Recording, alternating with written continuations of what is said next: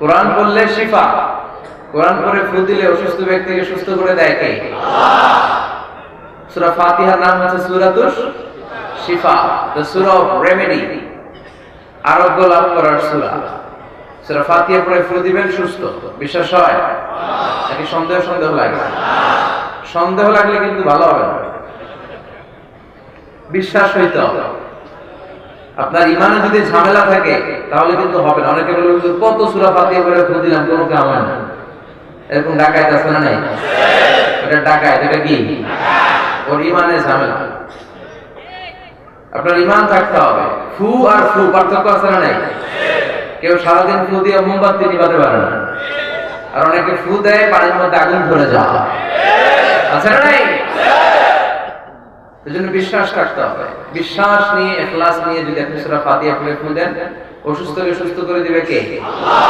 বিশ্বনবীর সাহাবারা সফরে বেরিয়ে হয়েছেন আবু সাঈদ আল খুদরি রাদিয়াল্লাহু তাআলা আনহুর নেতৃত্বে। পথিমধ্যে দেখলেন এক গোত্রের এক সর্দার অসুস্থ।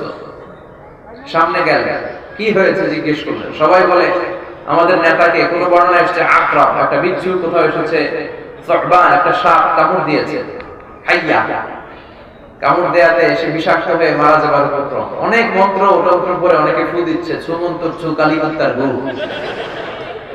ছোট বাচ্চারা এরকম মন্ত্র করে না, কিন্তু মন্ত্রে কাজ হচ্ছে না। বিষ্ণুবীর সাহাবা বলেন আমার কাছে এমন এক জিনিস জানা আছে যেটা করে ফু দিলে আল্লাহ ভালো করে দিবে।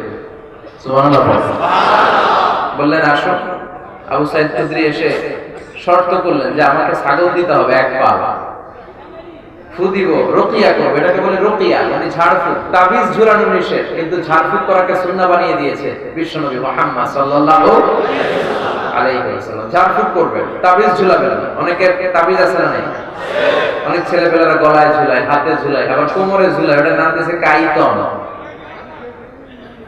এই কাইতন তাবিজ এগুলো ছিঁড়ে ফেলবেন।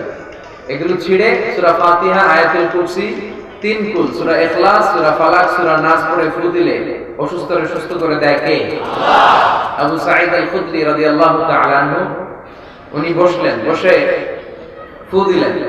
প্রথম ফু দেয়াতে চোখ বন্ধ ছিল, চোখ খুলে ফেলছেন। আবার ফু দেয়াতে শোয়া থেকে বসে গেছে। আরেকবার ফু দেয়াতে দাঁড়িয়ে হাঁটতে শুরু করেছে।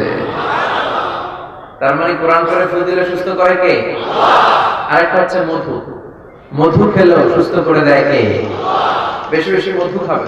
মধুর ভেতরে আল্লাহ তাআলা শিফা দিয়ে দিয়েছে। তো বিশ্বনবীর সুন্নাহ আছে যেখানে বরকত আছে সেখানে